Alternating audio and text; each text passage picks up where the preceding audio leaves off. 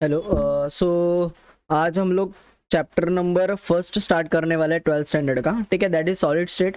सो solid state के बारे में हम लोग बेसिकली पढ़ेंगे कि सॉलिड स्टेट में एक्चुअल में सॉलिड होता क्या है, सॉलिड की प्रॉपर्टीज क्या क्या होती है। ठीक है, टाइप्स ऑफ सॉलिड वगैरह हम लोग देखने वाले हैं। ठीक है, चल तो हम लोग वन बाय वन देखते हैं क्या है सॉलिड में। हम लोग सॉलिड स्टेट चैप्टर में क्या क्या देखने वाले हैं।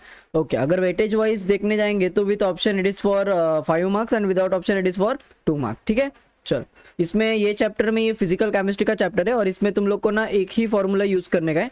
ठीक है, मैं तुम लोग को बताऊंगा वो कौन सा फॉर्मूला है, उसके बेसिस पे सब न्यूमेरिकल जो है वो सॉल्व इजीली हो जाते हैं। ठीक है, चलो अभी सॉलिड स्टेट में सबसे पहले हम लोग इंट्रोडक्शन वाला पार्ट कवर करेंगे, मतलब इंट्रोडक्शन देखेंगे कि सॉलिड स्टेट एक्चुअल में होता क्या है। ठीक है, ओके, उसके बाद हम लोग देखेंगे टाइप्स ऑफ सॉलिड्स देखेंगे, क्रिस्टलाइन एंड अमorphous सॉलिड्स, राइट। उसके बाद क्लासिफिकेशन ऑफ क्रिस्टलाइन सॉलिड्स देखेंगे, मेटालिक सॉलिड्स होते हैं, आयोनिक सॉलिड्स होते हैं, कोवेलेंट सॉलिड्स होते हैं, राइट।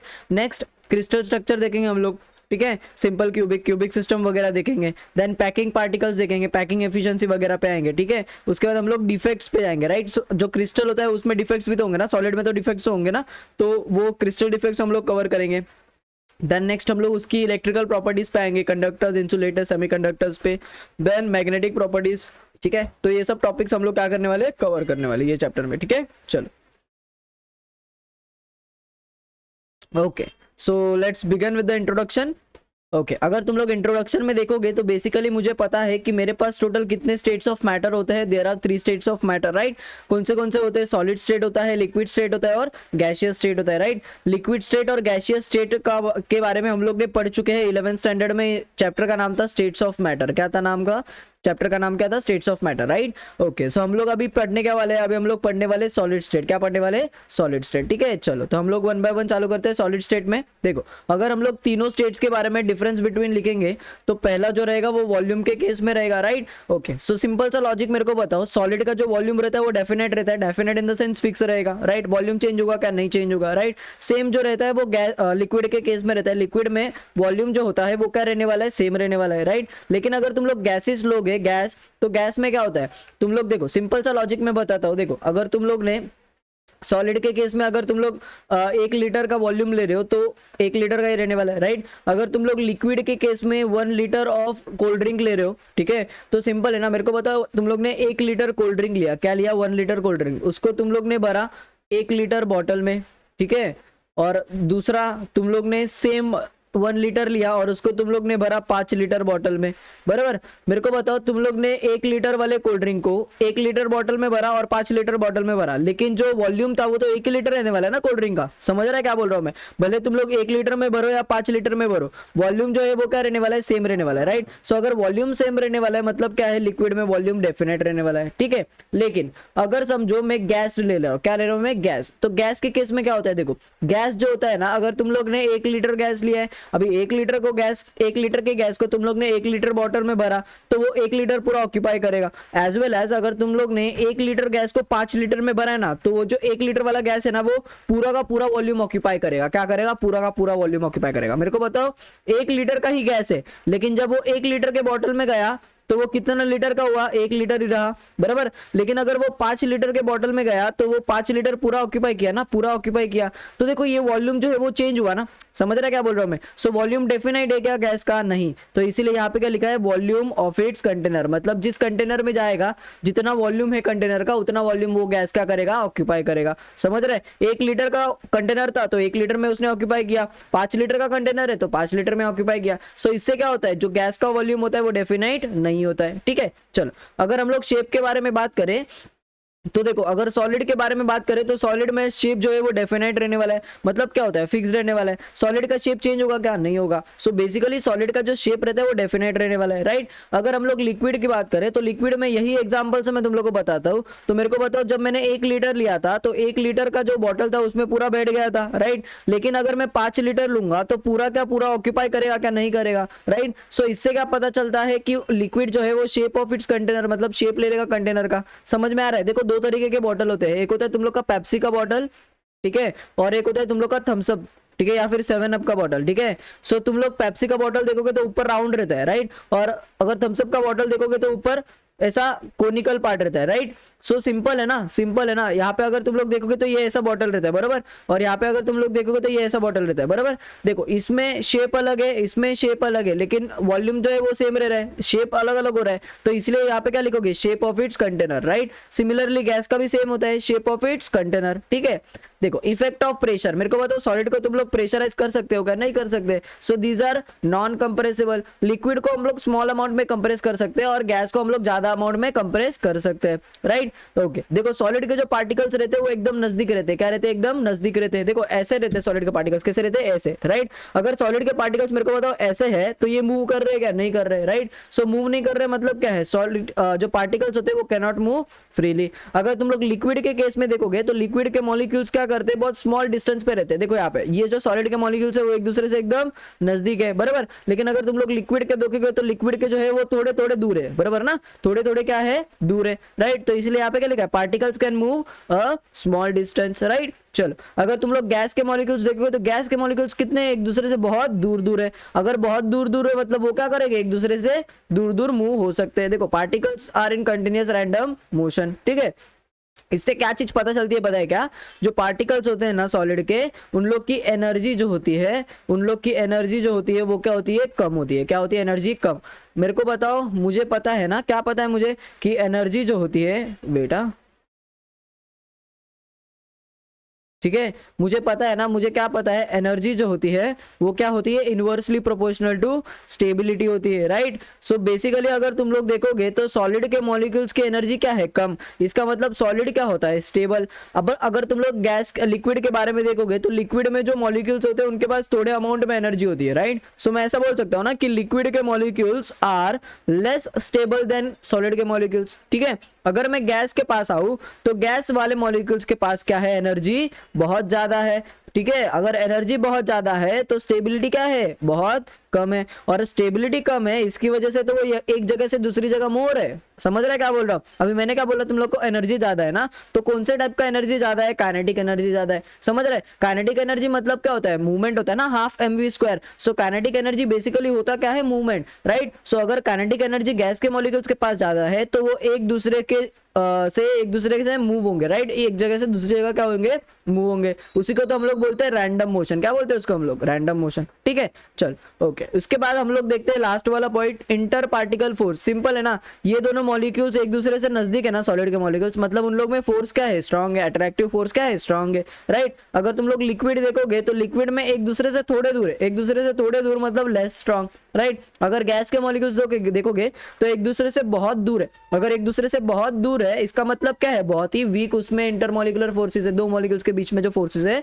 वो बहुत क्या है, वीक है। इसलिए तो मॉलिक्यूल्स एक दूसरे से दूर है ना। समझ रहे क्या बोल रहा हूं मैं, अगर फोर्स स्ट्रांग होता तो एक दूसरे को वो लोग पकड़ के रखते थे, पकड़ के रखते थे मतलब क्या है, उन लोग के बीच में इंटरमॉलिक्यूलर फोर्स क्या है, स्ट्रांग है। लेकिन गैस में ऐसा हो रहा है क्या, नहीं, दूसरे से बहुत दूर है एक दूसरे से। अगर एक दूसरे से दूर है मतलब इंटरमॉलिक्यूलर फोर्स क्या है, बहुत कम है, ठीक है। तो ये डिफरेंस बिटवीन समझा तुम लोग को सॉलिड, लिक्विड और गैस के बीच में, ठीक है। चलो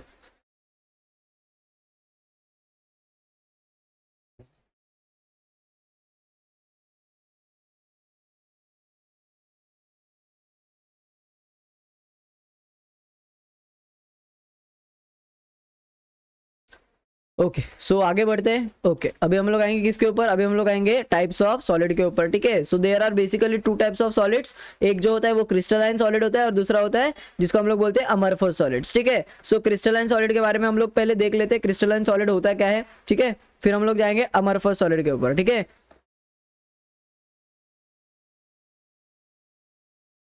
ओके, सो क्रिस्टलाइन सॉलिड मतलब क्या होता है, देखो क्रिस्टलाइन सॉलिड मतलब क्या होता है, जिसमें रेगुलरिटी होती है और पीरियोडिसिटी होती है इन अरेंजमेंट।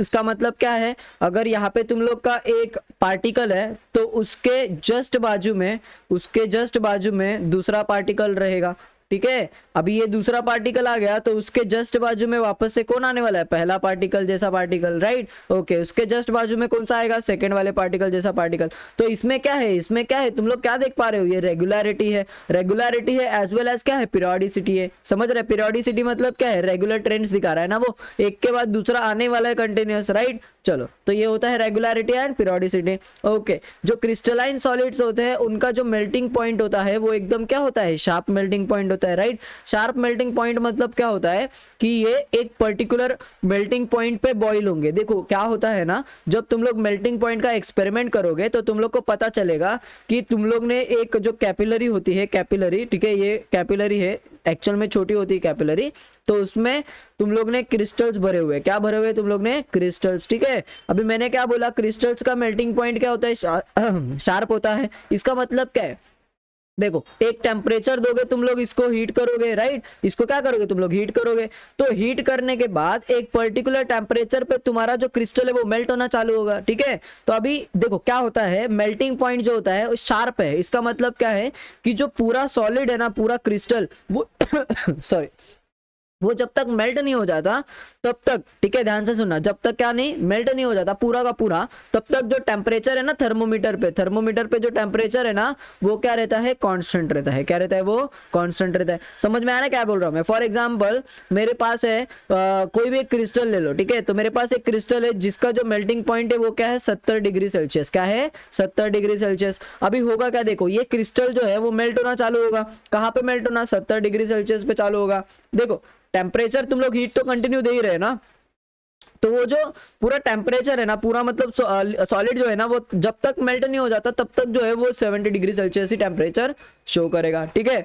जब पूरा वो टेम्परेचर, जब पूरा वो मेल्ट हो जाएगा फिर बाद में वापस से टेम्परेचर बढ़ना चालू हो जाएगा, ठीक है, समझ रहे हैं। तो शार्प मेल्टिंग पॉइंट मतलब जब तक पूरा का पूरा सॉलिड जो है वो मेल्ट नहीं हो जाता तब तक जो है वो कांस्टेंट टेम्परेचर दिखाते रहेगा, दैट इज मेल्टिंग पॉइंट, ठीक है। उसको हम लोग बोलते हैं शार्प मेल्टिंग पॉइंट, ठीक है। चलो ओके इसके बाद क्या है, अनआइसोट्रोपिक। क्या है, अनआइसोट्रोपिक। अभी अनआइसोट्रोपिक मतलब क्या होता है, देखो अनआइसोट्रोपिक मतलब होता है डायरेक्शन डिपेंडेंट। क्या होता है, डायरेक्शन डिपेंडेंट। अभी डायरेक्शन डिपेंडेंट क्या मतलब, क्या होता है सर, मतलब होता है डायरेक्शन डिपेंडेंट मतलब इनकी जो प्रॉपर्टीज होती है ना, हर एक प्रॉपर्टी, ठीक है, रिफ्रैक्टिव इंडेक्स हो गया, राइट। सो ये जो प्रॉपर्टीज होती है, फिजिकल प्रॉपर्टीज, वो डायरेक्शन के हिसाब से क्या होती है, चेंज होती रहती है, ठीक है। तो क्रिस्टलाइन सॉलिड के लिए तुम लोग पॉइंट याद क्या रखोगे, these are they show anisotropic property, right. Anisotropic property मतलब क्या होता है, द प्रॉपर्टीज, ठीक है, which changes depending upon the direction, ठीक है। ओके उसके बाद अगर हम लोग क्रिस्टलाइन सॉलिड्स के एग्जांपल देखेंगे तो ice, NaCl, copper, diamond, these are nothing but what, examples of crystalline solids, ठीक है। चलो अभी हम लोग आएंगे अमरफस सॉलिड्स के ऊपर। देखो अमरफस सॉलिड्स के जो पॉइंट रहेंगे ना वो एग्जैक्टली ऑपोजिट रहने वाले हैं किसके, क्रिस्टलाइन के। सो यहाँ पे तुम लोग ने लिखा रेगुलरिटी और पीरियोडिसिटी, तो यहाँ पे क्या आएगा, पार्टिकल्स आर रैंडमली अरेंज, ठीक है। यहाँ पे तुम लोग ने देखा शार्प मेल्टिंग पॉइंट, तो यहाँ पे क्या रहेगा, do not have sharp melting point. यहाँ पे तुम लोग ने देखा अनआइसोट्रोपिक, तो यहाँ पे क्या रहेगा, आइसोट्रोपिक। आइसोट्रोपिक मतलब होता है इंडिपेंडेंट, इंडिपेंडेंट ऑफ डायरेक्शन, ठीक है, इंडिपेंडेंट ऑफ डायरेक्शन मतलब तुम लोग कोई भी डायरेक्शन से उसकी प्रॉपर्टी मेजर करोगे, रिफ्रैक्टिव इंडेक्स वगैरह, तो वो क्या आने वाला है, सेम आने वाला है, ठीक है। सो आई याद रखो, आई से इंडिपेंडेंट, आई से आइसोट्रोपिक, ठीक है। चल आगे देखते हैं, एग्जांपल्स में आएगा ग्लास, ये बहुत इंपॉर्टेंट एग्जांपल है ग्लास करके, because glass is an amorphous solid, ठीक है, जिसको हम लोग सुपर कूल्ड लिक्विड भी बोलते हैं। Then next is plastic, metallic glass, tar and etcetera, ठीक है। ये क्या दिया है तुम लोग को, सॉलिड, अमरफस सॉलिड का एग्जांपल दिया हुआ है, ठीक है। चल आगे देखते हैं और क्या है।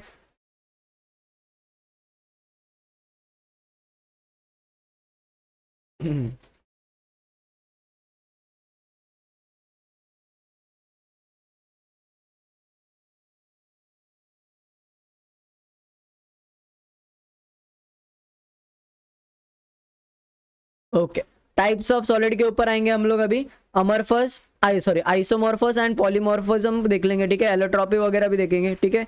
चलो वन बाय वन देखते हैं हम लोग। ओके सो अगर तुम लोग देखोगे तो पहला क्या दिया हुआ है, आइसोमॉर्फस, ठीक है।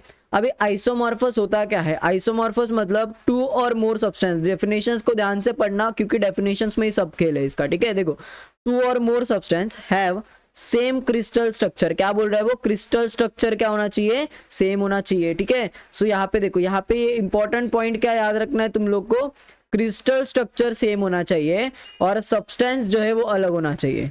क्या होना चाहिए, सब्सटेंस जो है वो अलग होना चाहिए, सेम क्या होना चाहिए, क्रिस्टल स्ट्रक्चर होना चाहिए। उसको हम लोग क्या बोलते हैं, आइसोमॉर्फस, ठीक है। आइसो का मतलब क्या होता है, सेम, ठीक है, और मॉर्फस का मतलब क्या होता है, स्ट्रक्चर। सो सेम स्ट्रक्चर होना चाहिए, क्या होना चाहिए, सेम स्ट्रक्चर होना चाहिए।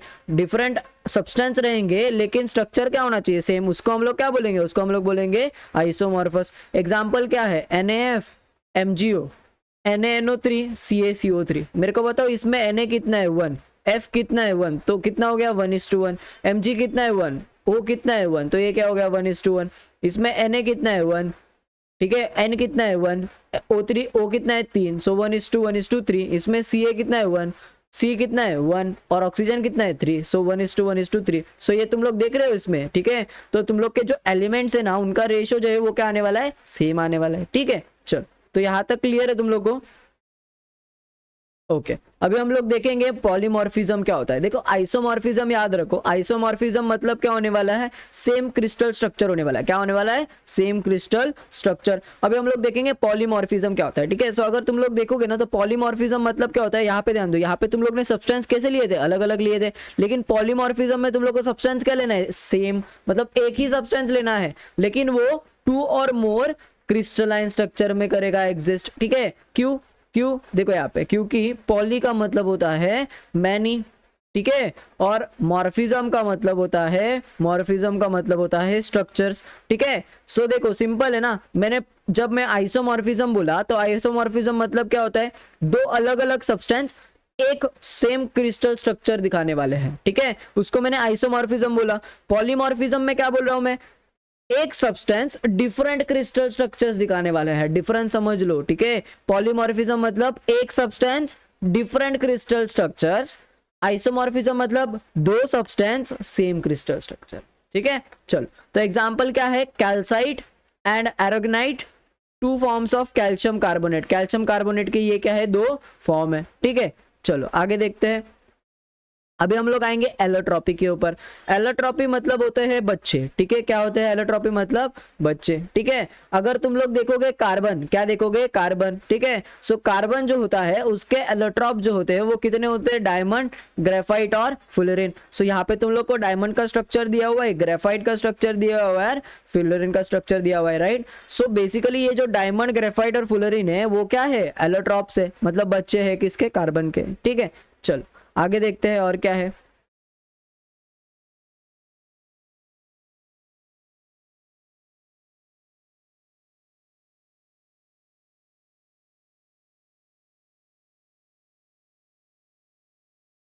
ओके सो लेट्स सी हम लोग को क्या क्या समझा है, ठीक है। So from the given graph at constant temperature which has the least solubility, सबसे कम सोल्यूबिलिटी जो है वो किसकी होगी, सर जिसका प्रेशर कम है। सो प्रेशर किसका कम है, सर प्रेशर जो है वो डी वाले का कम है, right. So answer should be D. देखा, ये हम लोग ने सॉल्यूशन चैप्टर में भी पढ़े हुए हैं, ठीक है। सॉल्यूशन चैप्टर में जो तुम लोग का हेनरीज लॉ है वो क्या बोलता है, solubility is directly proportional to the pressure applied on the liquid by the gas molecules, ठीक है। सो जिसका प्रेशर ज्यादा रहेगा उसका सोल्यूबिलिटी ज्यादा रहेगा। अगर तुम लोग देखोगे तो ये जो है, ये डी वाला जो है, डी वाले का क्या है, प्रेशर जो है वो कम है, राइट। नीचे आ रहा है ना, तो प्रेशर क्या है, कम, प्रेशर कम है मतलब इसका सोल्यूबिलिटी भी क्या रहेगा, कम रहेगा, राइट। अगर मैं यहाँ पे इसको मॉडिफाई करूँ और मैं तुम लोग को बोलूं कि मैक्सिमम सोल्यूबिलिटी किसकी है, तो मैक्सिमम सोल्यूबिलिटी जो रहेगी वो किसकी रहेगी, ए की रहेगी, ठीक है। चलो समझा यहाँ तक, ओके। इसको मैं क्या करता हूँ, रब कर देता हूँ, ओके। क्या बोल रहा है ये, फर्स्ट और सेकंड क्या करना है, मुझे फाइंड आउट करना है, फर्स्ट क्या है और सेकंड क्या है। इसमें अगर तुम लोग देखोगे तो ये क्या है, ये रेगुलरिटी दिखा रहा है, देखो ना ये रेगुलरिटी दिखा रहा है, उसके साथ साथ ये पीरियोडिसिटी भी दिखा रहा है, मतलब एक के बाद दूसरा, दूसरे के बाद पहला, पहले के बाद वापस दूसरा। तो इसको हम लोग क्या बोलेंगे, इसको हम लोग बोलेंगे क्रिस्टलाइन सॉलिड। क्या बोलेंगे इसको हम लोग, क्रिस्टलाइन सॉलिड। इसमें रेगुलरिटी है क्या, नहीं, पीरियोडिसिटी है क्या, नहीं, तो इसको हम लोग क्या बोलेंगे, इसको हम लोग बोलेंगे अमरफस सॉलिड। क्या बोलेंगे इसको हम लोग, अमरफस सॉलिड, ठीक है। चलो इजी है ना, आगे देखते हैं, ठीक है, एकदम राइट आया हुआ है, ठीक है। चल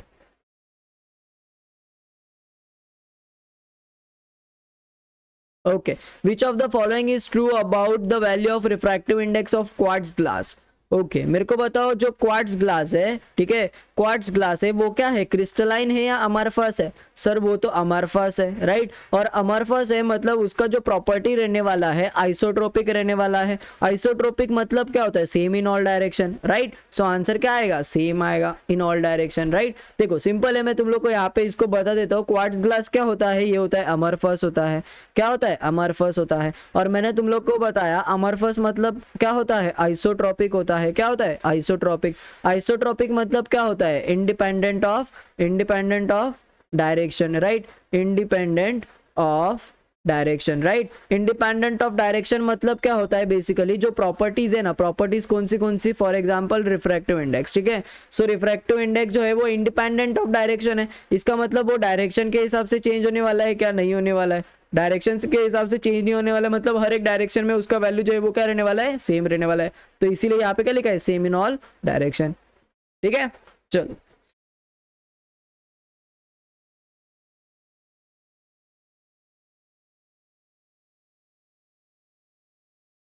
okay, so previously asked board questions, distinguish between किसके किसके बीच में, crystalline solids and amorphous solids. मैंने बताया ना वो पॉइंट्स याद रखने तुम लोग को, आइसोट्रोपिक, अनआइसोट्रोपिक, ठीक है, पीरियोडिसिटी नॉन और रेगुलरिटी, ठीक है। तो ऐसे पॉइंट्स, आप मेल्टिंग पॉइंट, राइट। सो ऐसे पॉइंट्स याद रखने तुम लोग को, ठीक है। ओके चल।